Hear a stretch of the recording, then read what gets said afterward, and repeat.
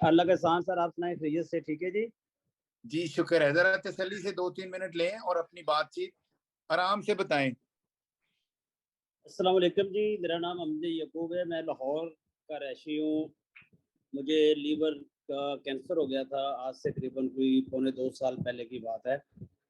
تو مجھے ڈاکٹروں نے کہا کہ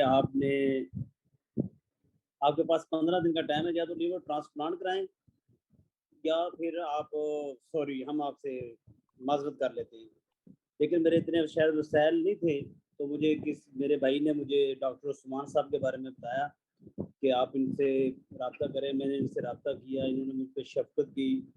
مجھے Usman, when you need a witness to talk, just let us know so we can put his picture on, because I don't understand Urdu and I don't know when someone is going to speak. Okay. Thank you.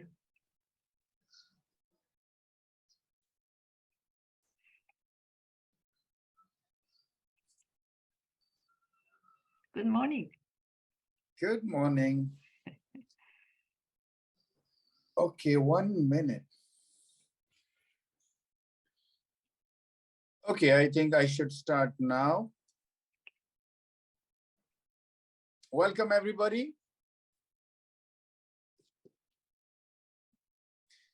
السلام علیکم. وعلیکم السلام.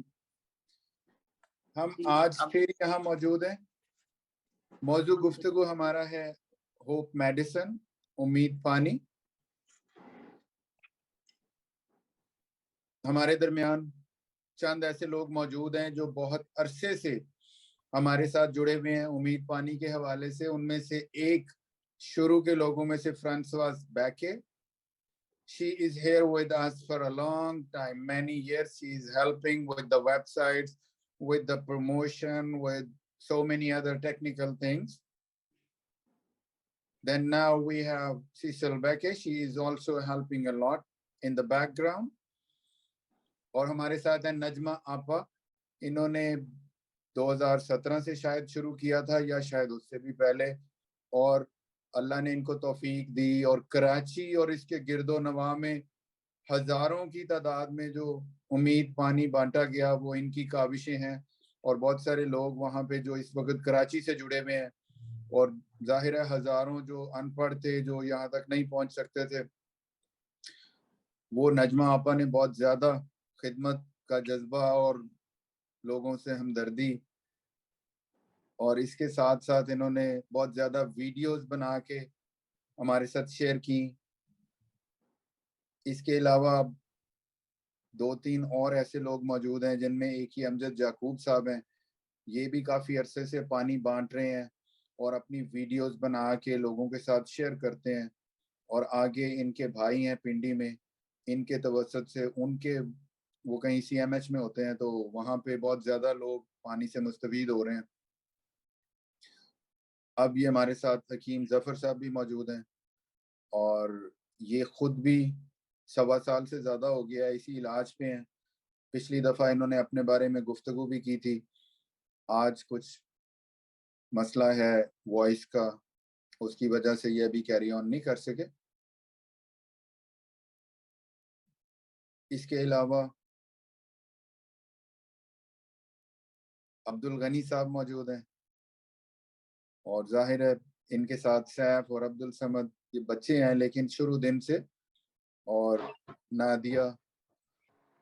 ان سب لوگوں نے ساتھ دیا، ان سب لوگوں نے اس میں پارٹیسپیٹ کیا، کسی نے ڈائریکٹلی، کسی نے انڈائریکٹلی، اور کچھ لوگوں نے صرف میرے لیے زندگی میں کچھ آسانی پیدا کر کے مدد کی کہ میں اس کام کو آگے بڑھاتا رہوں. پچھلی دفعہ ہم نے تھوڑا سا سمجھنے کی کوشش کی تھی کہ یہ کوئی ایسا چیز نہیں ہے جو جادو سے وجود میں آ گئی، یا کوئی ایسی چیز نہیں ہے جو کوئی کرشمہ ہے، بلکہ میں نے تھوڑا سا اس کے بارے میں بتانے کی کوشش کی کہ میں پہلے کپنگ کے ساتھ منسلک تھا، اور کپنگ کے ساتھ میں نے پھر یہ حکماء، جن میں یہ حکیم ظفر بھی موجود ہیں، ان کے مشاورت سے نبض کو دیکھ کے، اور ساتھ میں علاج بالغذا کے حوالے سے لوگوں کو مشورے دینے شروع کیے کہ کون سی ریسٹرکشنز کھانے پینے کی لگائی جائیں تو زندگی آسان ہو سکتی ہے, بیماری جلدی جا سکتی ہے.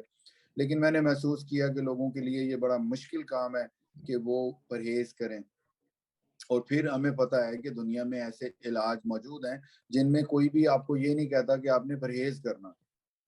تو ہر ایک کو نفس کے لحاظ سے وہ چیز آسان لگتی ہے جس میں کوئی پرہیز نہ ہو, صرف آپ نے جو دوائی کھانی ہے کھا لی اور بس ختم ہو گئی بات. اور میں نے بتایا اس دوران کہ میں نے کس طرح پہلی دفعہ بچھو کے زہر کو استعمال کر کے یہ پانی بنایا, اس کے بعد سانپ کے زہر کو استعمال کر کے بنایا, اور اسی دوران کچھ سال پہلے میں نے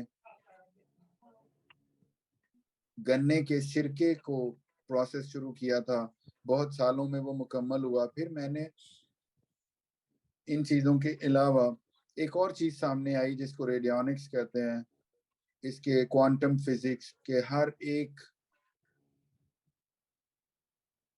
جو دوائی ہے جس کو ہم دوائی کہتے ہیں یا ریمیڈی کہتے ہیں, جڑی بوٹی ہے, کوئی کمپاؤنڈ ہے, اس کے اندر ایک وائبریشن ہے, اس کے مالیکیولز ہیں, ایٹمز ہیں, اور ان وائبریشنز کی وجہ سے اصل میں وہ جسم کے اندر اپنا اثر کرتی ہیں, انرجی کو ٹرانسفر کرتی ہیں. اسی اصول کے اوپر ہومیوپیتھی ہزاروں دوائیاں بنا کے سینکڑوں بہت سالوں سے پوری دنیا میں لاکھوں مریض اس سے فائدہ اٹھا رہے ہیں. اس کے اندر اصل دوائی مریض کے جسم میں نہیں جاتی, بلکہ وہ اصل دوائی کو پانی میں یا الکوہل میں ہلایا جاتا ہے, جس سے اس کی انرجی ان مالیکیولز کی اس دوائی وہ الکوہل میں شفٹ ہو جاتی ہے. اس الکوہل کا ایک قطرہ گرایا جاتا ہے چینی کے اوپر, شوگر پیلٹس کے اوپر, جس کی وجہ سے وہ شوگر پیلٹ وہی انرجی انسانی جسم میں منتقل کرتی ہے.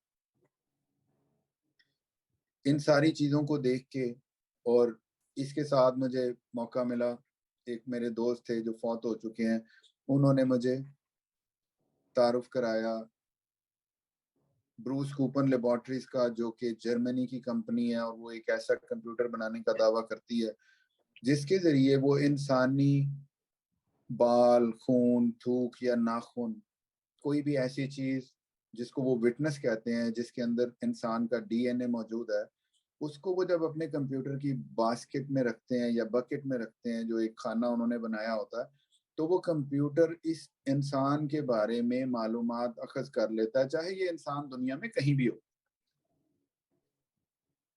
اور پھر جب چاہیں ہم اسی بال کے ذریعے اس کی موجودہ حالت کو وہ کمپیوٹر دیکھ لیتا, اور پھر اس کو میچ کر کے اپنی ڈیٹا بیس کے ساتھ, جس میں انہوں نے سیو کی ہوئی ہے یہ انرجیز ہزاروں کمپاؤنڈز کی, ہربس کی, مختلف طرح کی ریمیڈیز کی, جس میں جیم ریمیڈیز ہیں, ہومیوپیتھی کی ریمیڈیز ہیں, نباتات ہیں, اور چیزیں, وہ سب انہوں نے اس میں سیو کی ہوئی ہیں ڈیٹے کی شکل میں.